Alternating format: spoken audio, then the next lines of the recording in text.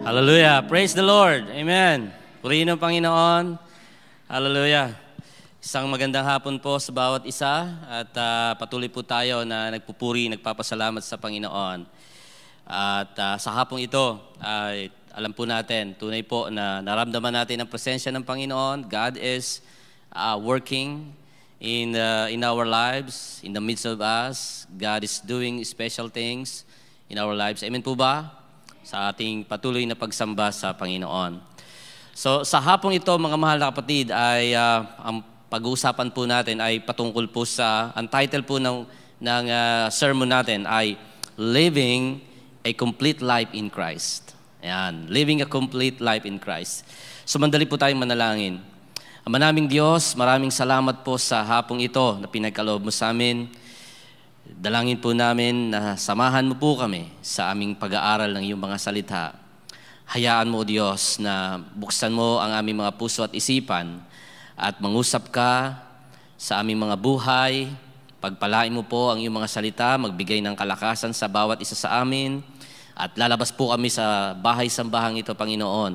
Dala-dala po ang iyong mensahe ng kalakasan at upang patuloy na tumibay ang aming pong pananampalataya sa iyo.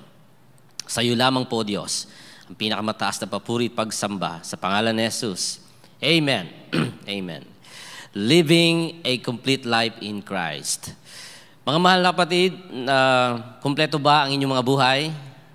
Are you living a complete life? Paano ba natin masasabi na ang isang buhay ay kumpleto? How do you say or how do you measure the completeness of life? Paano mo masasabi na kumpleto na ang iyong buhay? If you ask some people, how do you measure completeness in life?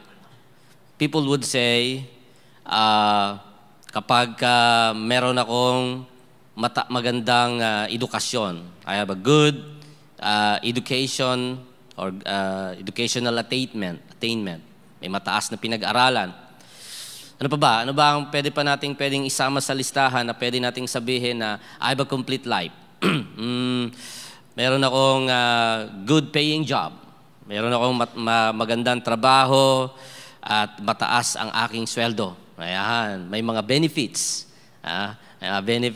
May SSS, PhilHealth, di ba? Yan, gustong-gusto natin yan, retirement benefits at kung ano-ano pang mga benepisyo.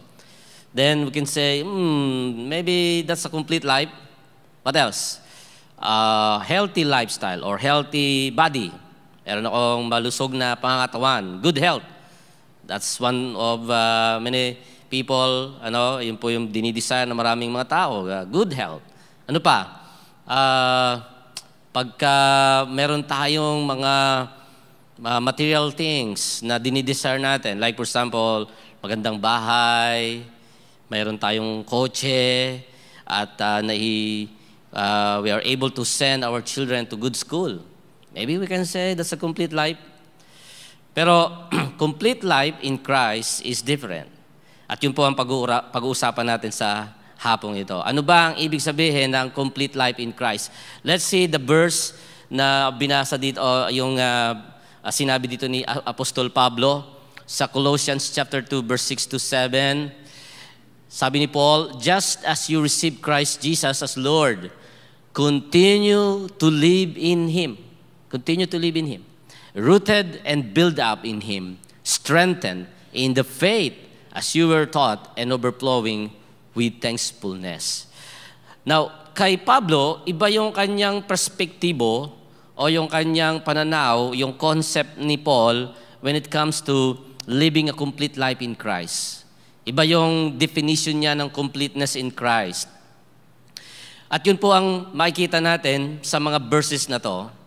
Sapagkat, para maintindihan po natin, mga mahal na kapatid, unang-una sa lahat, nung ating pong tinanggap si Jesus as our Lord and Savior, the moment we receive Christ as our Master, as our Lord, as our Savior, that moment begins the lifelong journey of faith. Yung oras na yon, yung moment na tinanggap mo si Jesus, Lord, I receive you, I accept you as my Lord and Savior. I am sinful, I am sinner, I need you. when you pray that prayer, in that very moment, begins the lifelong journey of your faith.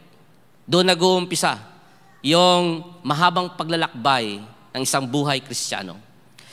At habang ikaw po ay naglalakbay bilang isang Kristiyano, habang tinatahak mo yung journey na yon ng pagiging isang Kristiyano, doon mo mararanasan yung tinatawag na continuous growth.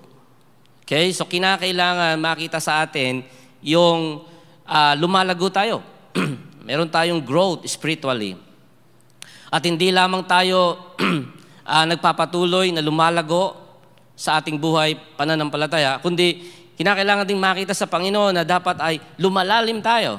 So you are not only continuously growing, but you are also being rooted and strengthened in your faith. So mahalaga po, yun po yung mga aspeto, yun po ang mga aspects na dapat nating taglayin as we are living in the journey of our faith. Kaya sa hapong ito mga mahal na kapatid, pag-aaralan natin, pag-usapan natin yung three signs na dapat nataglayin ng isang Kristiyano at para kinakailangang makita sa kanya kung siya po ay namumuhay na kumpleto kay Kristo. If a Christian is living a complete life in Christ, then these three signs ay dapat na nagmamanifest. Dapat nakikita. These three signs have to be manifesting in our lives. Number one, ang una pong dapat makita natin, if we are saying, or if we are confessing, or if we are proclaiming, if we believe that we are complete in Christ, no? Kung naniniwala tayo na tayo ay complete in Christ, living a complete life in Christ, then we need to walk in unity with Christ. We need to walk in unity with Christ. Apostle Paul says that in verse 6, so then, just as you received Christ Jesus as Lord, continue to live your lives in Him. Continue to live your lives in Him. Now, the word continue to live is the same as continue to walk. Okay? So, yung walk and live are interchangeably. Pwedeng magkapalitan yon. So, you can also say that, just as you receive Christ Jesus as Lord, continue to walk your lives in Him. So, ang isang requirements para masabi natin, o isang sign for us to say that we are living a complete life in Christ, ay dapat po tayo po ay lumalakad ng may pakikiisa kay Kristo. Lumalakad ng may pakikiisa kay Kristo. Or in English, walking in unity with Christ. What do you mean by walking in unity with Christ? What does it mean? Apostle Paul calls us to walk in unity with Christ. To walk with Christ, it means to live in consistent fellowship with Him. I will say that again. To walk with Christ means to live in consistent fellowship with Him. Ibig sabihin po ng walking in unity with Christ, ibig sabihin, ikaw po ay patuloy na mayroong fellowship with the Lord. Fellowship with God. Akala natin, fellowship lang with one another, fellowship lang with our brothers and sisters in the church. Hindi po. Meron din tayong fellowship with the Lord. Yung ating pakikisama, pakikiisa kay Kristo. By allowing God's Word and His Spirit to guide us daily. Yun po ang ibig sabihin ng constant fellowship with Him, with God. Ibig sabihin po nun ay ina-allow natin ang Kanyang mga salita. We are allowing God's Word and His Spirit to guide us daily. Ang banal na Espiritu ang nangunguna sa atin. Ang Kanyang salita ang siyang nangunguna sa atin. It is life that reflects our relationship with Jesus. Yung pakikipag-isa natin kay Kristo, yung fellowship natin kay Kristo, yung pagkakaroon natin ng panahon sa Kanyang mga salita, yung pong pag-allow natin sa leading ng Holy Spirit, yung hinahayaan natin na pangunahan tayo ng banal na Espiritu sa ating mga buhay, yun po ay tanda Yun po ay palatandaan, agpapakita po ito ng ating malalim na relasyon kay Kristo. It reflects our intimate and deep relationship with Jesus. And it doesn't happen on Sundays, but every moment of every day. Ang ating fellowship with God, ang ating fellowship with Jesus, ang ating walking in unity with Jesus Christ, hindi lamang ito nangyayari every Sunday. Not only Sundays, not only Lord's Day, but every day of our life. From Monday, Tuesday, Wednesday, Thursday, Friday, Saturday, Sunday, Monday again, Tuesday. So, it's a cycle. Wala kang pinipiling araw. Walang sinasabi natin na, Sunday lang ako mag-worship sa Lord. Okay? Hindi po. Kundi, dapat araw-araw, we learn to walk with the Lord. Amen po ba? Araw-araw, lumalakad tayo kasama natin ang Panginoong Jesus. In John chapter 15, verse 4, it says, "Remain in me, as I also remain in you. No branch can bear fruits or fruit by itself. It must remain in the vine. Neither can you bear fruit unless you remain in me." Dito sa mga salitang ito ng ating Panginoong Jesucristo, John chapter 15, itinuturo niya, pinapaliwanag niya yung pong kahalagahan ng pagiging connected natin with God, connected with Jesus. Jesus Christ said, "I am the vine. He is the vine. God is the gardener. God the Father is the gardener. And we are all the branches of the vine." So Jesus is the main vine and we are all the branches. Kapag tayo bilang branch ay natanggal, na-disconnected, naalis, doon po sa pinaka-vine, ano mangyari doon sa branch na yon? Ano mangyari kung ikaw yung branch na natanggal sa vine?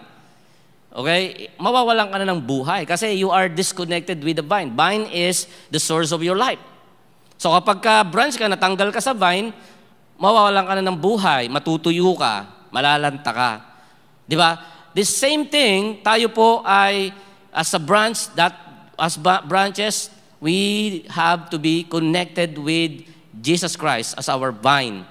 At kapag tayo po ay connected with the vine, Jesus Christ, meron tayong tinatawag na bearing fruit. We are bearing fruit. Nagbubunga tayo. Magiging fruitful tayo.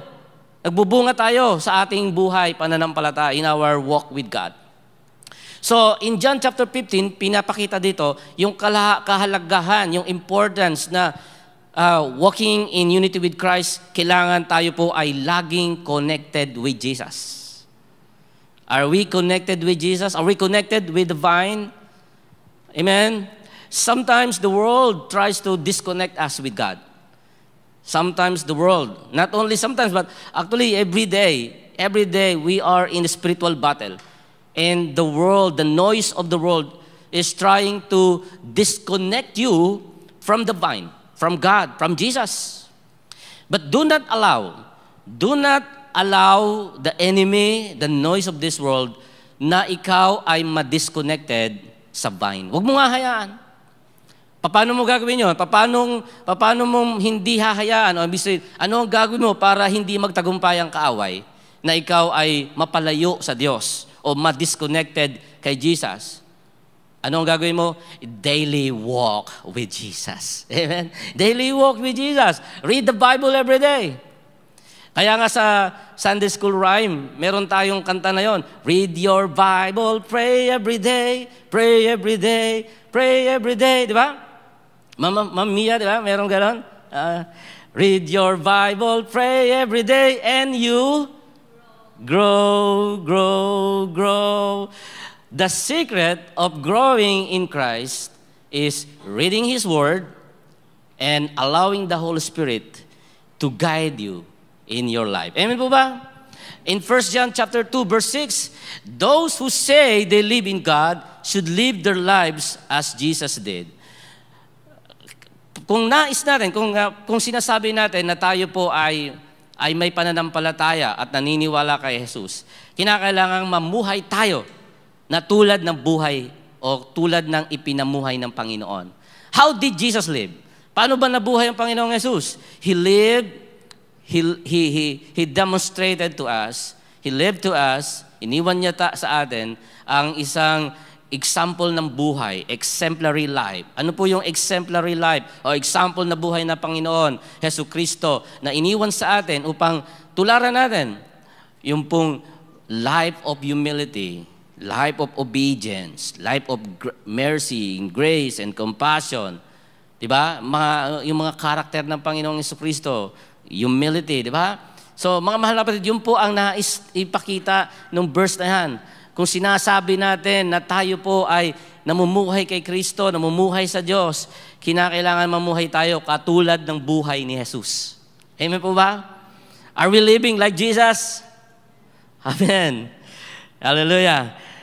Walking with Christ means living as He lived, with His love, with His humility, and with His obedience. Are we walking in unity with Christ?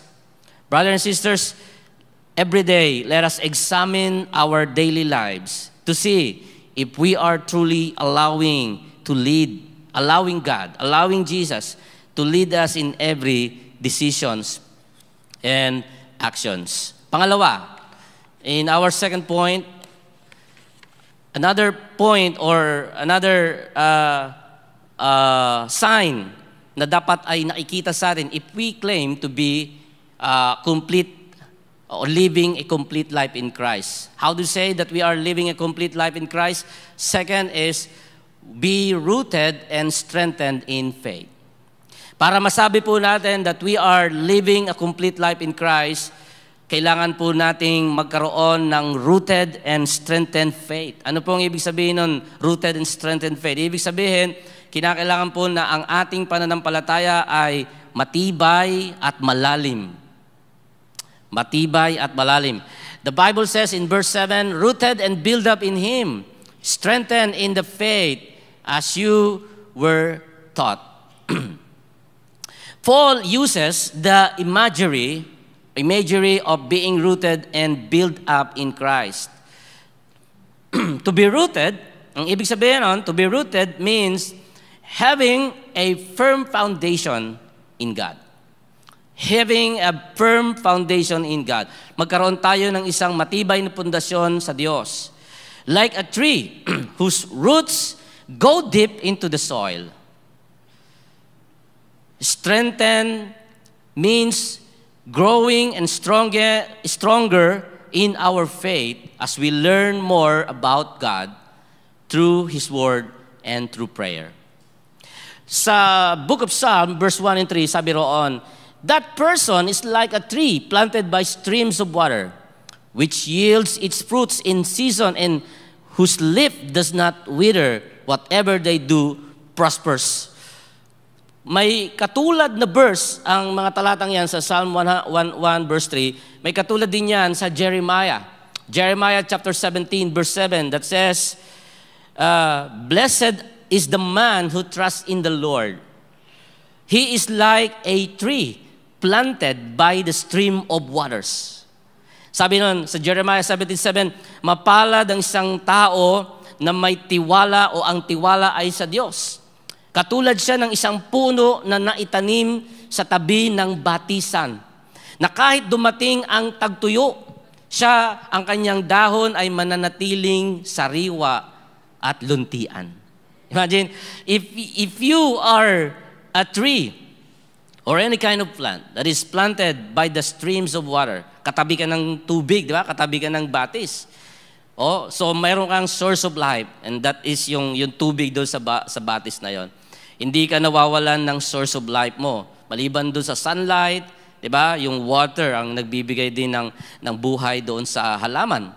And dahil doon, kahit anong season, in every season, kahit na panahon ng tag-ulan, panahon ng tagtuyo, dry season, rainy season, you are fresh and you are strong. Kasi nga po, nakatanim ka sa tabi ng batisan. Ganyan po ang picture ng isang tao, ng isang mananampalataya, ng isang believer na laging lumalakad, namumuhay, nakasama ni Kristo. You are being rooted. You are being strengthened in your faith. Meron kang malalim na pananampalataya, meron kang matibay na pananampalataya. Na kahit dumating ang season ng dryness, yung dry season, ibig sabihin ng dry season, yung parang spiritually, ang ibig sabihin ng dry season, para bang puno ka ng problema, puno ng discouragement ng buhay mo, puno ka ng trials and discouragement. Yun yung dry season in Christian life. No? Full of challenges and trials and difficulties in your life. Pero kahit na ang isang Kristiyano dumadaan sa kanya yung dry season sa spiritual life niya, no? Dahil kasama niya si Jesus, no, mananatili siyang sariwa at matibay sa Panginoon. Praise God. Yan po yung gusto ng Diyos sa atin, mga mahal na kapatid. Ganyan ang gusto ng Panginoon makita sa bawat isa sa atin, sa bawat SCF church members, sa bawat isang mananampalataya, that we are growing in the Lord, hindi lamang pagka maganda ang panahon, kapag everything is going smooth in our favor, sa ating yung mga bagay na pabor sa atin. Hindi po. Kundi pag nakikita ng Diyos na kahit na sa panahon ng dry season, sa panahon ng mga pagsubok, nagpapatuloy tayong naglilingkod sa panahon. That is the meaning of strengthened and rooted life in Christ. Yun po ang ibig sabihin ng isang matibay, isang malalim na pananampalataya sa Diyos. Hindi ka kaagad sumusuko sa mga pagsubok sa buhay. A rooted life flourishes because it draws nourishment from Christ. Ang isang malalim na pananampalataya ay patuloy na namumulaklak, namumunga, kahit sa panahon ng dry season. Bakit? Sapagkat hindi nanggagaling sa kanyang sarili yung kanyang nourishment, kundi nanggagaling ang kanyang nourishment walang iba kundi sa Panginoong Hesukristo, sa Diyos. Amen po ba, mga kapatid? Ephesians chapter 3, verse 17, so that Christ may dwell in your hearts through faith. And I pray that you, being rooted and established in love, may have power together with all the Lord's holy people to grasp how wide and long and high and deep is the love of Christ.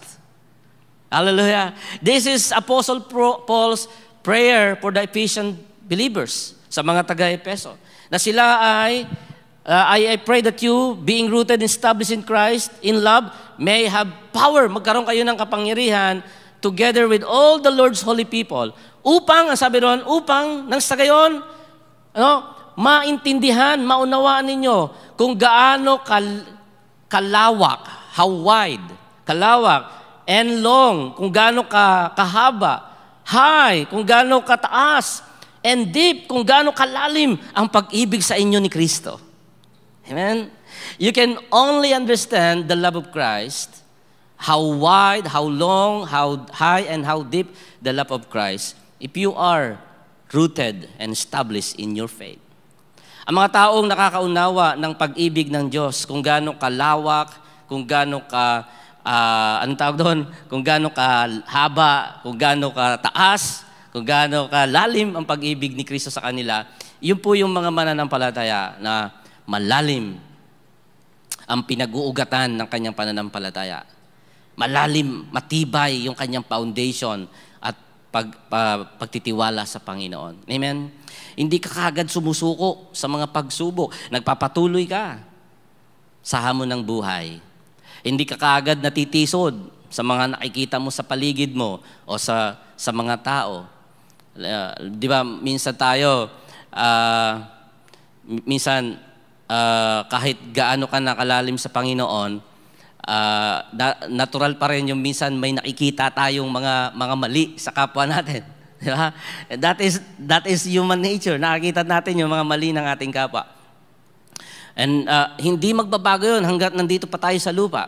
Pero tinuturo sa atin ng Panginoon na sa halip na makita natin ang kamalian ng iba, makita natin ang katuwiran o yung perfection ng ating Panginoong Jesus. Amen? Hindi tayo magpo-focus doon sa imperfection ng ibang tao. But we will focus on the perfection of God, the perfection of Jesus Christ, sa ating mga buhay. Amen po ba? Our faith grows stronger as Christ dwells in our hearts and transforms us. Yung pananampalataya natin, nagiging malakas, nagiging matibay, mga mahal na kapatid. No? Habang si Kristo po ay nananahan sa atin, pag siya ang nananahan sa ating mga puso, unti-unti tayong nagbabago. Unti-unti tayong natatransform to be like His image, to be like Christ Jesus Himself. Are we deeply rooted in Christ, or are we easily shaken by trials? Let us commit to growing in His Word and allowing Him to strengthen our faith daily. Pangatlo, third point, bilang pangatlong sign o palatandaan na ang isang tao, isang mananampalataya, ay mayroon pong complete life in Christ. No?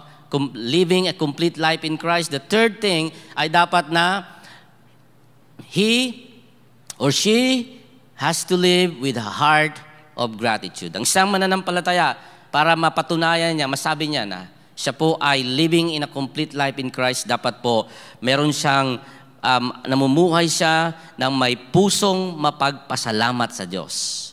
Pusong mapagpasalamat sa Diyos. Live with a heart of gratitude.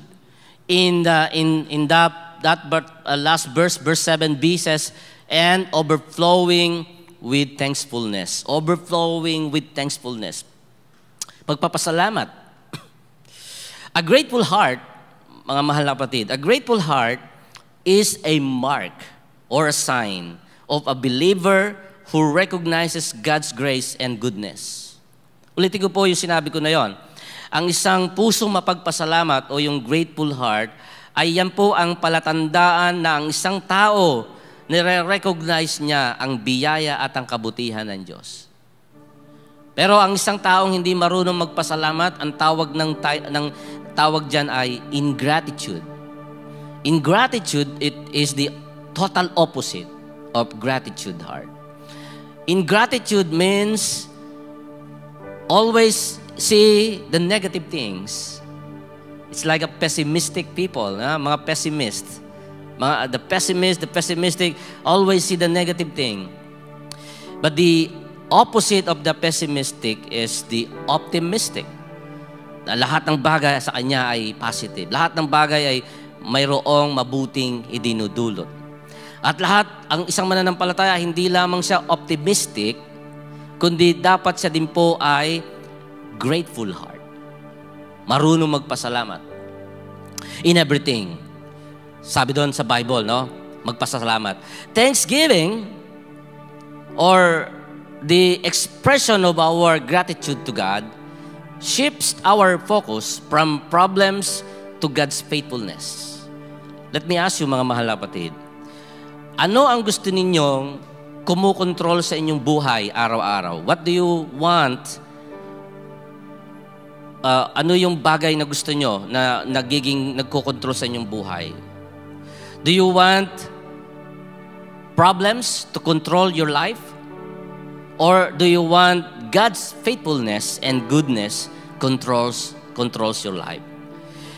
When you have a heart of thanksgiving, when you develop your heart of, when you develop your a grateful heart, ang magiging focus mo ay hindi mo na nakikita yung mga negative. Hindi mo na nakikita yung mga complaint. Hindi mo na nakikita yung mga problema. Ang lagi mo lang nakikita ay yung kabutihan ng Diyos in everything. Wow! Praise the Lord, amen? Have you ever experienced that particular shift in your life? Naranasan nyo na ba? If you are still seeing every day, every time you wake up in the morning, and you still see things to be complained about, ang nakikita mo lagi mga bagay na para lamang magko-complain ka. In other words, pagka ganun pa rin ang puso mo, pagka ganun pa rin ang condition ng iyong heart, nakikita mo pa rin yung mga bagay that you have to be complained about, ibig sabihin nun ay hindi ka pa natatransform ng Panginoon. You are still in the process of being transformed in the likeness of Christ. Nakikita mo pa yung mga negative, nakikita mo pa yung mga complaints. Your heart is still focused on the problems. Your heart is still focused on the negative things. But when you begin to realize how good God is, when you begin to realize how faithful God is in your life, that He provides, that He heals, that He guides, that He cares for you, then you begin to shift from being a complainant, being a man, a person who always complain, to be a man or a person who always thank God for everything. Nadidevelop ang iyong puso na nagpapasalamat sa Diyos.